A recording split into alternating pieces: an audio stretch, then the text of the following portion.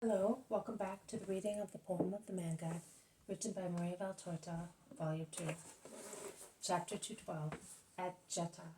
Jesus speaks in Isaac's house. 8th July 1945. The whole population of Juttah has run to meet Jesus with the wild flowers picked on the mountainsides and the early fruits they cultivate, besides the smiles of the children and the blessings of the citizens. And before Jesus can set foot in the village, he is surrounded by the good people who, warned by Judas of Kerioth and by John, sent ahead as messengers, have rushed with what they found best to honor the Savior, and above all, with their love. Jesus blesses gestures and words, both adults and young people, who press against him, kissing his tunic and hands, and lays sucklings on his arms, so that he may bless them with a kiss. The first to do so is Sarah, who places against his heart the beautiful 10-month-old baby, whose name is Juttah. Their love is so impetuous that it prevents progress, and yet it is like a rising wave.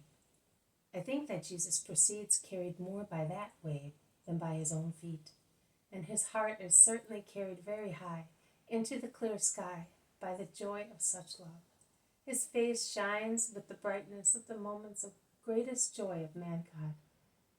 It is not the powerful magnetic-looking face of the moments when he works miracles, nor the majestic face as when he discloses his continuous union with the Father, nor the severe one as when he condemns sin.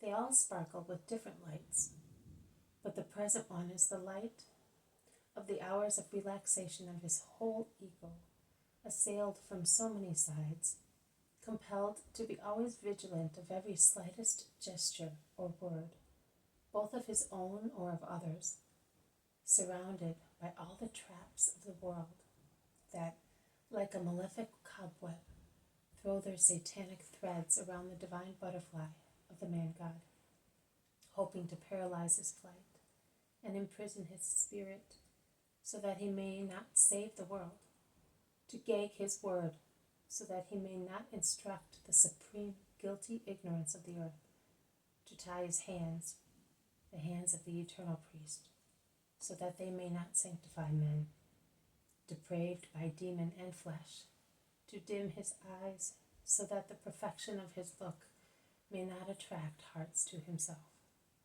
His look, in fact, is a magnet. Forgiveness, love, charm, overwhelming every resistance that is not the resistance of a perfect Satan. Oh, is the work of the enemies of the Christ still not always the same against the Christ? Science and heresy, hatred and envy, the enemies of mankind, who sprang from mankind itself like poisoned branches from a good tree. Do they not do all that so that mankind may die? As they hate it more than they hate the Christ, because they hate it in an active way, unchristianizing it in order to deprive it of its joy, whereas they can bereave Jesus of nothing, as he is God, whilst they are dust. Yes, they do that.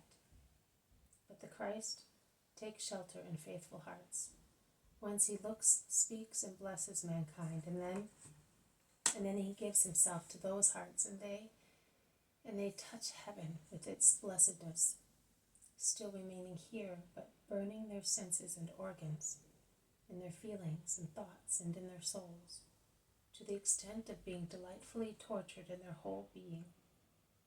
Tears and smiles, groans and songs, exhaustion and dire urgency for life are our companions. More than the companions, they are our very being, because as bones are in the flesh, and veins and nerves are under our skin, and they all make one man, thus likewise, all these burning things originating from the fact that Jesus gave himself to us are within us, in our poor humanity. And what are we in those moments, which could not last forever, because if they lasted a few moments longer, we would die burnt and broken. We are no longer men. no longer the animals gifted with reason living on the earth. We are, oh Lord, let me say it once, not out of pride, but to sing your glories, because your glance burns me and makes me rave. We are then seraphim, and I am surprised that we do not emit flames and fierce heat perceptible by people and matter, as it happens in the apparitions of damned souls. Because if it is true that the fire of hell is such that even the reflection emitted by a damned soul could set a piece of wood on fire and melt metals, what is your fire like, O God, in whom everything is infinite and perfect? One does not die of fever. One does not burn because of it. One is not consumed by the fever of bodily diseases. You are our fever, love, and by it we are burnt, we die, we are consumed, and the fibers of our hearts, which cannot resist so much, are torn apart by it and for it. But I expressed myself badly, because love is delirium.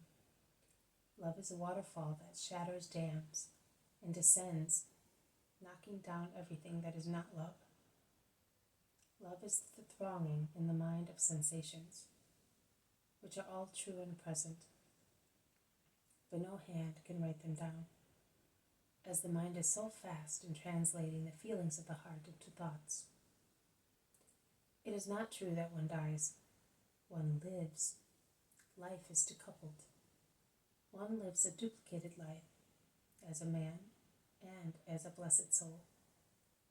The life of the earth and that of heaven, oh, I am sure of it, one achieves and exceeds the life without faults, without restrictions and limitations, that you, Father, Son, and Holy Spirit, you, God, Creator, one and trine, had given to Adam a prelude to the life, after ascending to you, to be enjoyed in heaven, following a placid transition from the earthly paradise to the heavenly one, a transfer made in the loving arms of angels, like the sweet sleep and assumption of Mary into heaven, to come to you. One lives the true life, then one finds oneself here, and as I am doing now, one is amazed and ashamed of going so far, and one says, Lord, I am not worthy of so much. Forgive me, Lord. And one beats one's breast, because we are terrified at having been proud, and a thicker veil is lowered over the splendor, because if it does not continue to blaze with overwhelming ardor out of pity for our limitation, it gathers in the center of our hearts, ready to blaze once again in a mighty way for another moment of blessedness wanted by God. The veil is lowered on the sanctuary, where the fire, the light, and love of God are burning. And exhausted and yet regenerated, we resume going like people inebriated with a strong, sweet wine that does not dim reason, but prevents us from having eyes and thoughts for what is not the Lord. You, my Jesus, ring linking our misery to divinity, means of redemption for our sin, creator of blessedness for our souls.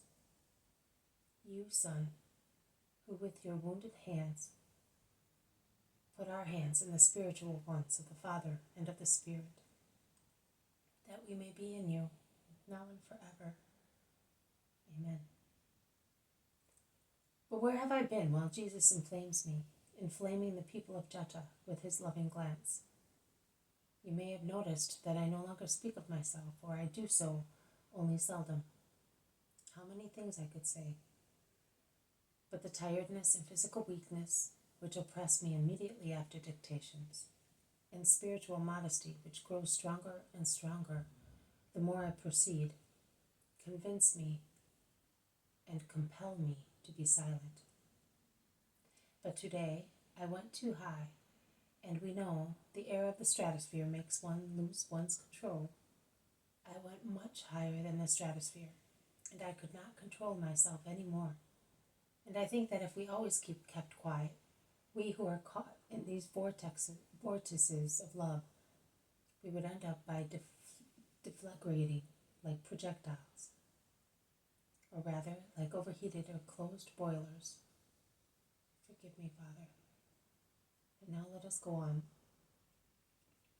Jesus enters Juttah and is led to the market square, and then to the poor little house where Isaac languished for 30 years. They say to him, "We come here to speak of you and to pray, as in a synagogue, the most true one, because it is here that we became acquainted with you, and here the prayers of a saint have asked you to come to us. Come in and see how we have arranged the place." The little house, which the previous year consisted only of 3 tiny rooms, the first one where Isaac, a sick man, begged, the second a lumber room, and the third a kitchenette, which opened onto the yard, is now 1 room only, with benches in it for those who meet there. The few household implements of Isaac have been placed, like so many relics, in a little hut in the yard, and the respectful people of Juttah have made the yard less dreary-looking, as they have planted there some climbing plants, which now cover the rustic stockade with their flowers and form an incipient pergola, growing on a network of ropes stretched out over the yard at the height of the low roof. Jesus praises them and says, "We can stop here. I only beg you to give hospitality to the woman and the boy." "Oh, Master, that will never be needed. We will come here with you, and you will speak to us, but you and your friends are our guests. Grant us the blessing of giving you and the servants of God hospitality. We only regret that they are not as many as the houses." Jesus agrees and leaves the little house, going towards that of Sarah, who will not cede to anybody her right to entertain Jesus and his friends at a meal. Jesus is speaking in Isaac's house. The people crowd the room and the yard, and throng also the square, and Jesus, in order to be heard by everybody, stands in the middle of the room, so that his voice will carry both in the yard and in the square. He must be dealing with a subject brought on by a question or an event, he says. Jesus says, "But have no doubt. As Jeremiah says, they will find out at the test how sorrowful and bitter it is to abandon the Lord. Neither potash or lye can remove the stains of certain crimes, my friends. Not even the fire of hell can corrode that stain. It is indelible." Also here we must acknowledge the justice of Jeremiah's words. Our great ones in Israel really look like the wild she-asses mentioned by the prophet. They are accustomed to the desert of their hearts, because, believe me, as long as one is with God, even if one is as poor as Job, even if one is alone, even if one is nude, one is never alone. Poor or nude, one is never a desert. But they have rejected God in their hearts, and thus they are an arid desert. Like wild she-asses, they sniff in the air the smell of males, which in our case, because of their lust, are named power, money, as well as true and proper lechery. And they follow that smell as far as crime. Yes, they follow it and will follow it even more so in the future. They do not know that their hearts, not their feet, are exposed to the darts of God, who will avenge their crime. How confused kings, princes, priests, and scribes will be, because they really said and still say, "To what is nothing or worse is sin." You are my Father. You have begotten me. I solemnly tell you that Moses, in a fit of anger, broke the tables of the law when he saw the people in idolatry. Later he climbed the mountain, prayed, adored, and obtained grace. That happened centuries ago. But idolatry has not yet died in the hearts of men, and will never rest. On the contrary, it will rise like yeast and flour. Almost every man now has his own golden calf. The earth is a forest of idols, because every heart is an altar. But hardly ever there is God upon it. Who is not a slave of one evil passion, is slave of another, and who has not one wicked desire, has another with a different name. Who has no greed for gold, has a greed for positions. Who has no lust for flesh, is an utter egoist. How many egos are worshipped in hearts like golden calves? The day, therefore, will come when they are struck, and they will call the Lord, and will hear him reply, "Go to your gods, I do not know you. I do not know you." A dreadful word when uttered by God to man. God created the race of men, and he knows each individual. If he therefore says, "I do not know you," it means that by the power of his will, he has erased that man from his memory. I do not know you. Is God too severe because of that verdict? No. Man cried to heaven, "I do not know you," as faithfully as an echo. Consider, man is obliged to acknowledge God out of gratitude and out of respect for his own intelligence. Out of gratitude, God created man and granted him the ineffable gift of life and provided him with the super ineffable gift of grace. When man lost grace through his own fault, he heard a great promise being made to him. I will give grace back to you. It is God, the offended party, who says so to the offender, as if he, God, were guilty and obliged to make amends. And God keeps his promise. Behold, I am here to give grace to man. God has not confined himself to giving only what is supernatural, but he has lowered his spiritual essence to provide for the coarse necessities of man's flesh and blood. And he gives the heat of the sun, the relief of water, corn, vines, all kinds of trees, and all races of animals. Thus, man received from God all the means of life. He is the benefactor. Man must be grateful and show his gratitude by endeavoring to know him. Out of respect for one's own reason, a madman and an idiot are not grateful to those who cure them, because they do not understand the true value of the cure, and they hate those who wash them and feed them, who accompany them and put them to bed, who watch that they do not get hurt, because beastly as they are on account of their illness, they mistake cures for tortures. The man who fails in his duties towards God disgraces himself, a being gifted with reason. Only a fool or an idiot cannot tell his father from a stranger, a benefactor from an enemy. But an intelligent man knows his father and his benefactor, and takes pleasure in knowing him better and better, also with regard to things of which he is unaware, as they happened before he was born, or before he was helped by his father or benefactor. That is what you must do with the Lord, to show that you are intelligent and not brutes.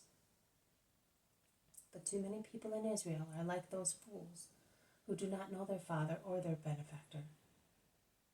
Jeremiah asks, "Can a girl forget her ornaments, and a bride her sash?" Oh yes, Israel is made of such foolish girls, of such wanton brides, who forget honest ornaments and sashes to put on tinsels of prostitutes.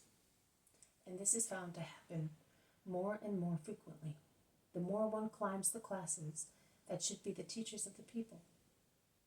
And God's reproach, with his wrath and regret, is addressed to them. Why do you endeavor to prove that your behavior is good, to obtain love, whereas you teach the wickedness of your ways of living? And the blood of poor and innocent people was found on the hems of your garments. My friends, Distance is good and evil. To be very far from the places where I am likely to speak is an evil, because it prevents you from hearing the words of life, and you regret it. That is true. But it is good inasmuch that it keeps you away from the places where sin ferments. Corruption boils, and snares hiss to act against me, hampering me in my work, and against the hearts of people, by insinuating doubts and falsehood with regard to me. But I prefer you to be far away rather than corrupted. I will see to your formation. You know God had provided before we were acquainted with one another, so that we might love one another. I was known before we met. Isaac was your announcer. I will send many Isaacs to speak my words to you. However, you must know that God can speak everywhere, and privately to the spirit of man, and instruct him in his doctrine. Do not be afraid that by being alone, you may be led into error. No, if you do not want, you will not be unfaithful to the Lord and to his Christ. On the other hand, he who just cannot stay away from the Messiah should know that the Messiah opens his heart and stretches out his arms to him and says, "Come, come, whoever wishes to come. Stay here. Whoever wishes to stay." But both the former and the latter should preach Christ by means of an honest life. Preach him against the dishonesty which nestles in too many hearts. Preach him against the levity of the numberless people who do not know how to persevere faithfully and forget their ornaments and sashes of souls, called to the wedding with Christ. You said to me in your happiness, "Since you came here, we have had neither sick nor dead people. Your blessing has protected us." Yes, health is a great thing, but make sure that my present coming makes you all wholesome spiritually, always and in everything. To that effect I bless you, and I give my peace to you, to your children, to your fields, crops, homes, herds, and orchards. Make a holy use of them. Do not live for them, but by them, giving what is superfluous to those in need, and you will thus obtain an overflowing measure of the Father's blessings and a place in heaven. You may go. I will stay here to pray. 9th July. I am reading again what I wrote yesterday, rewriting some incomprehensible words, out of pity for your eyes, Father. It is distressing to read it. It is so inferior to what I felt while describing my wound, and yet to be helped to say what the Lord made me feel, lest I should describe it badly, and also for my own relief, because it is also painful, you know. I invoked my St. John. I said to him, "You know these things very well. You experienced them. Help me." And I was comforted by his presence, by his smile of an eternal good, simple-minded man, and by his caress. But now I feel that my poor word is so inferior to the feelings I experienced. All human things are straw. Only the supernatural is gold, and a human being cannot even describe it. This has been a reading from the poem of the Man God, written by Maria Valtorta, Volume 2, Chapter 212, at Juttah, Jesus Speaks in Isaac's House. Thank you for listening. I will see you tomorrow. May God bless you, and may peace be with you.